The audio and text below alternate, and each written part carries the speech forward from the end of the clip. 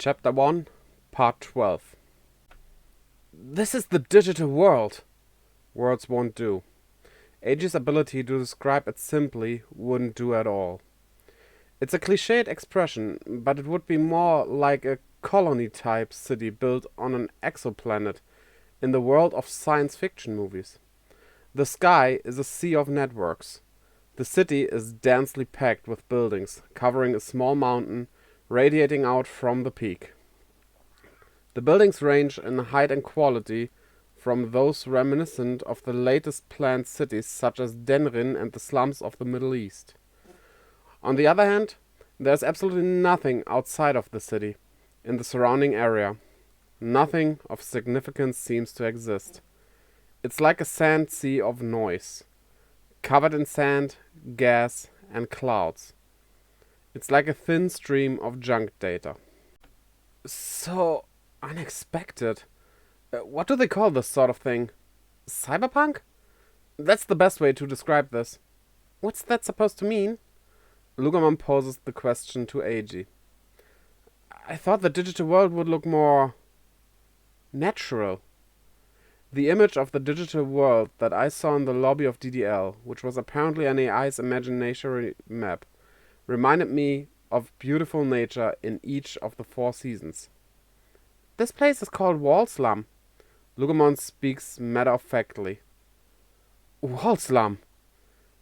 It is a city of security walls protecting the digital world, and a hive of junk data clinging to the outer walls on those walls.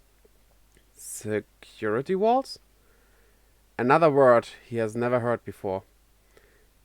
If you look carefully, this city, Wall Slum, sits on a round surface. Ah, I see it now. Looking carefully, he can see that the horizon separating the sea of networks, that is the sky and the shell of the security wall, is round. It is clearer than, say, looking down at the Earth from an airplane. The digital world is protected by a security wall. It's a city stuck on an eggshell. So, the interior is underground? On Earth, it would be underground, but this is the digital world. The areas are divided and protected from each other.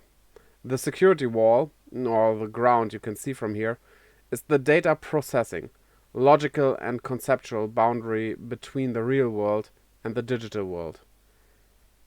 If you try to go from your human real world to the digital world via the network, you will be blocked by the security wall. Wait, then when we codecrackers were controlling Digimon with tools, that what we thought was the digital world, it was just Wall Slum. Yes, the Digimon that codecrackers grab are just those running around Wall Slum. Most codecrackers don't even mind Link, so they'll never even seen this view. Lugamon's answer leaves Eiji speechless. For example, are Eiji's Tyrannomon and his friends chasing a Modoki Betamon somewhere in here? Have anyone gone beyond the security wall? Have they visited or observed the digital world? Humans? I doubt it. Though I bet that Ryosenji is researching a means to do so. Unprecedented. The digital world has never been visited by any human being, with the exception being Wall Slum. Beyond the wall, so to speak, the deep digital world. Anyway, all knowledge and preconceptions about the digital world are turned upside down in Eiji when he borrows Lugamon's vision through a mind link to see what's at the bottom of the network ocean.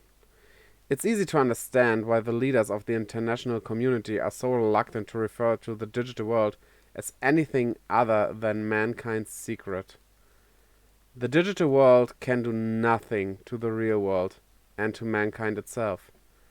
Digimon are alive, and the world that harbors life, wherever it may be, is filled with an energy that makes no sense. Well, Lugamon takes a deep breath. A heads-up virtual monitor appears in front of Eiji's conscious mind, which was up until now only a thinking eye. It looks like the cockpit of a state-of-the-art fighter jet.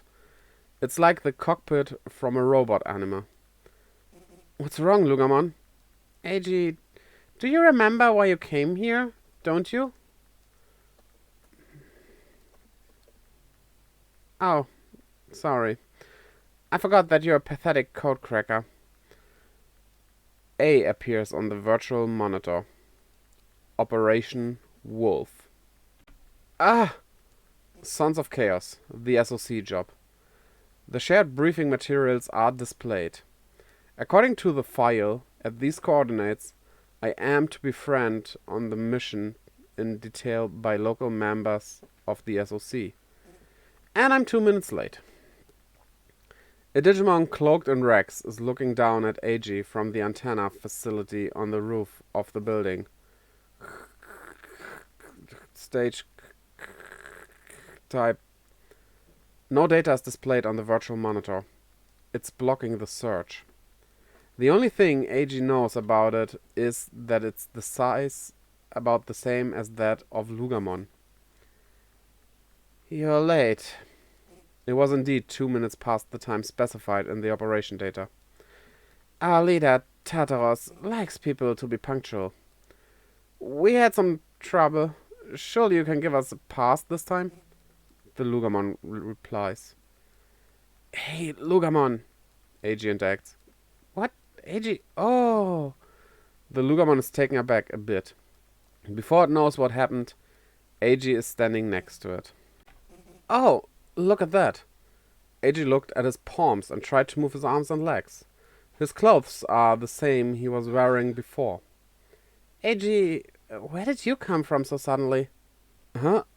I mean, when you mind link, you can control a lot of things on the virtual monitor just by thinking about them, right? And there's a hololize command too. Since this is the digital world, I thought I could maybe hololize, so I gave it a try. And it worked. So you weren't scared that something might go wrong? Mm-hmm. You're pretty stupid. Or maybe brave is a better word to put it.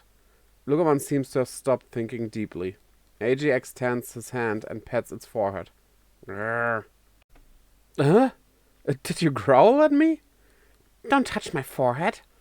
Lugamon bares its fangs. Whoa, sorry, but how can I touch you? Your hololization. Eiji is surprised that he can't touch it. Lugamon rubs his head with its paws like a cat. If a Digimon hololizes in the real world, it's just data.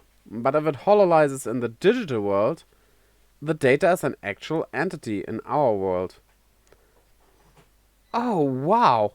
A real hololization! Eiji manages to make sense of it. In case you're wondering, you can't get too far away from the mind-linked Digimon.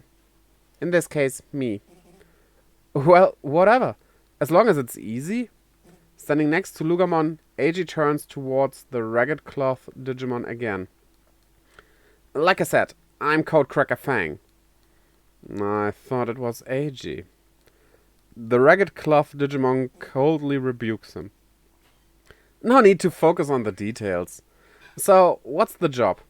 According to the information I was given by the interviewer, I'm supposed to ask for the details here. I'm sure the interviewer also told you that this request is a test to determine whether you, Codecracker Fang, will be allowed to join the SOC.